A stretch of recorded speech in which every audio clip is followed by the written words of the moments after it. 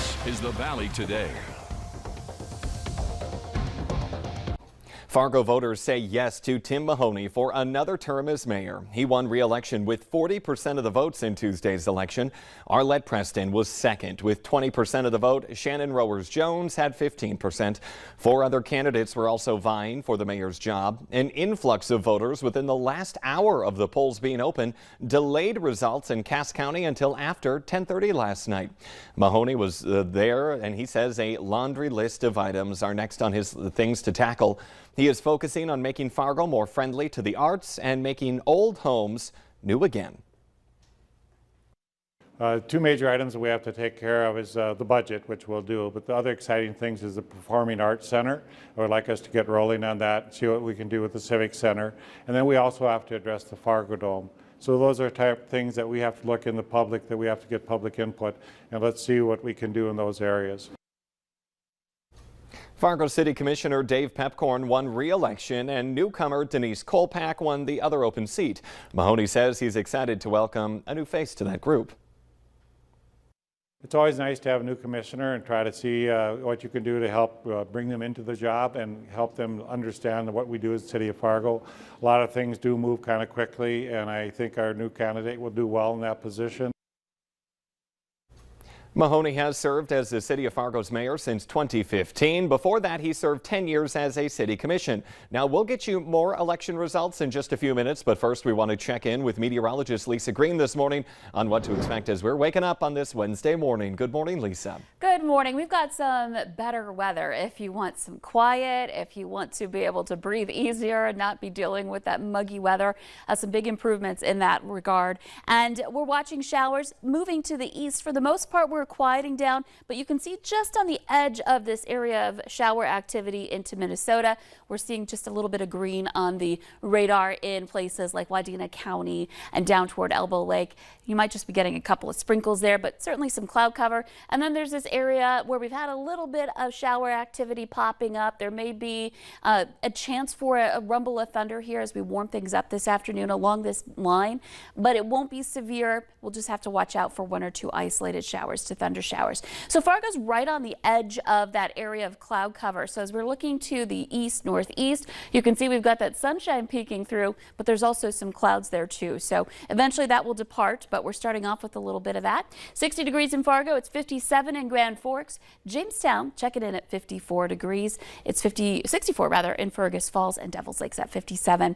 So in our forecast for today, we can expect to have a nice break. The dew points are down, meaning that the mugginess is down by quite a bit, and temperatures won't be as toasty either. We'll be into the 70s here today. Heading into the afternoon, there will be more of a chance for cloud cover moving in with our next system influencing our weather. It's going to bring about some clouds, perhaps a shower or two later tonight, and the wind. That's going to be a big increase here for it today. We'll see wind switching to a more southwesterly direction, eventually westerly, and steady speeds will be in the 20s. We're looking at gusts 30 to 40 miles per hour, so a much windier afternoon than the way we're starting off this morning. Now let's talk about that heat. We know we've got that heat wave coming our way, and our temperature trend over the next 10 days, well, we stay above normal, above average, when our average high today is 78 degrees. So we're right around that here next couple of days, but then you see that graph go way up as we head into the weekend. Details on that heat to come here, and we'll talk more about whether we see any more chances for storms in the forecast as well in just a couple of minutes. I suppose the nice thing about that graph, though, I think we can all appreciate how it comes back down after it hits that super high. Eventually we see temperatures closer to normal, closer to those summertime averages. I think a lot of people will be happy with that, especially, yeah, as you mentioned, after we see what we'll see this weekend. So be ready for it, but there will be some relief afterward. Yeah, very warm all right, Lisa, thank you. Back to the election coverage. Fargo voters said yes to term limits for city commissioners. 88% said yes, 12% said no. That means commissioners will only be allowed to serve 3 4-year terms, or 12 years total. If you want to be the mayor and a city commissioner, you can only serve up to 16 years total. It was a crowded race for Fargo School Board this time around. 15 candidates were vying for 5 open seats. The top vote getters are Melissa Birkland, Katie Christensen, Greg Clark, Niamal Day, and Robin Nelson. U.S. Senator John Hoeven easily won North Dakota's Republican primary with 78% of the vote. He has held that seat since 2011 and has the endorsement from the state Republican Party. Challenger Riley Kuntz is from Dickinson and works in the oil patch. Hoeven will now face newcomer Katrina Christensen in November's general election. She won 77% of the vote to challenger Michael Steele, who had 23%. Christensen is an assistant professor at the University of Jamestown. And we're tracking nearly 50 races. You can find them on our website. Check out the ones you're interested in. Head to valleynewslive.com and click on the election results for that full list. A Brainerd, Minnesota woman is dead after being hit by a car while walking a horse on the side of the road. The Crow Wing County Sheriff's Office says a pickup driver hit the horse and the woman around 7 Monday night. The 33-year-old woman died at the scene. The horse also died. A 13-year-old girl is being treated for injuries suffered in an ATV crash in Norman County, Minnesota. The State Patrol says that she was driving a Polaris Ranger on Highway 75 near Halstead yesterday when that vehicle left the road and rolled. There's no condition of her detail this morning.